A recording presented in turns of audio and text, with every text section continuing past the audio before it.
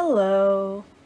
I'm in quarantine, so it's time for me to talk about a book series I haven't picked up in years. Aren't you all excited? I know that I'm excited. Yippee. Back in the day, I was a Warriors fan, and by Warriors, I mean Warrior Cats. The books are just called Warriors as a series, but I feel it needs mentioning that the subject of the books are in fact feral cats. Just for those of you who've been living under a rock, I suppose. I mean, you can't go far on YouTube without finding an animated music video by a Warriors fan. It's bound to happen to you sooner or later. I discovered the first book at a second-hand bookshop when I was a wee small bean, and I was instantly a fan. There was so much content for my little kid brain to absorb like a sponge. These books about cats have so many series that they give Star Trek a run for its money. You'd think they would outstay their welcome eventually. It did for me, at least. I think I gave up by the end of the 5th series, and starting into the 6th. I picked up the first book on the 6th series, noticed how much the writing style had deteriorated into something that felt amateur and juvenile, and took note of how many authors and editors the series had, and, well, as a reader, the amount of micromanaging that went to Warriors was glaringly obvious, and was just hard to get through. It showed in the writing style, it showed in the choices the series made as a whole, in details that were forgotten or pushed under the rug or just rushed through entirely, so I peaced out. I still keep up with the series, don't get me wrong. I'll sometimes get a suggested video on my homepage that tempts me down a spiraling rabbit hole that in turn leads me to pursue the Warriors wiki to see what my old homies are up to. It's kind of like checking out the Facebook or Instagram profile of a friend or ex you haven't spoken to in years. This all leads me to discovering current shenanigans through the mouths of others, and the question is raised. Who is Bramblestars Imposter? So I, someone who hasn't read the book since, I guess, 2016, am going to tell you based on hearsay because, why not? It's quarantine. I'm bored, you're bored, and this is an excuse to procrastinate on doing anything productive. All of these sounds like excellent reasons for me to give my opinion, so buckle up, everybody. I have no idea what I'm doing or what I'm talking about, just throwing that out there. I noticed that a few people have made videos explaining how Bramblestars Imposter is ash fur. Others are adamant that it can't possibly be ash fur. Why would it be ash fur? That would be ridiculous. That would be illogical. And this is an extremely valid point. Having the imposter be ash fur would be the most ridiculous course of action. The people who say it can't be ash fur say that it would be a huge change of character, that ash fur had never shown any interest or concern about breaking the warrior code. They say that the statement one of the authors made about a controversial character returning never once implied that they were talking about the villain, just that anyone could show up.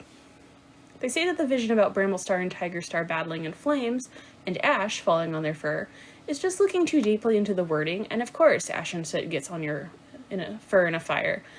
All of these points are correct and 100% right. I agree completely. But anyone who makes these arguments seems to be under the delusional idea that the writers of Warriors care about anything like logic or consistency. Why should they be concerned about something as petty as brute forcing in new character traits that were never brought up in previous books, so long as they can shell out the next one and make some money? This implies that the collective corporate team that runs the series have any sort of integrity about the characters in the series. Let's consider this. Ashfur was the emo best boy heartthrob of the series as a whole, because what preteen girl who had been ignored by a crush didn't completely feel like they could completely empathize with Ashfur's plight? After all, hasn't anyone who has been rejected want to kill their old crush's family and friends for having the audacity to like someone else?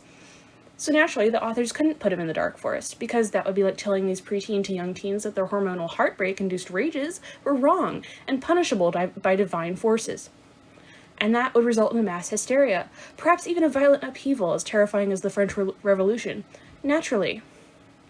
Then, as the fanbase grew older and recognized Ashfur as the toxic neckbeard he was, the writing team now had to quickly see if they can scramble up something to redeem that mistake and get back on the good side of their consumers. And what better way than to make Ashfur a villain a second time? It is a perfect solution, really, if you think about it. Provided you don't mind bulldozing over who a character is completely and recreating him from scratch. Do I want the imposter to be Ashfur? No. Or, yes? I mean, having him be the imposter is a stupid idea, because that would invalidate some past scenes, and, like, just be a blatant and shameless brute forcing on their parts. But then again, if they did make it Ashfur, it'd be pretty funny to watch the colossal and collective eye roll throughout the fandom. There is no other existing character that has blue eyes, an obsession with squirrel flight, knows about the Old Forest, and doesn't know about Sky Clan. There just honestly is not. The only way they could make it anyone but Ashfur is if they were to retcon in some character we've never met before.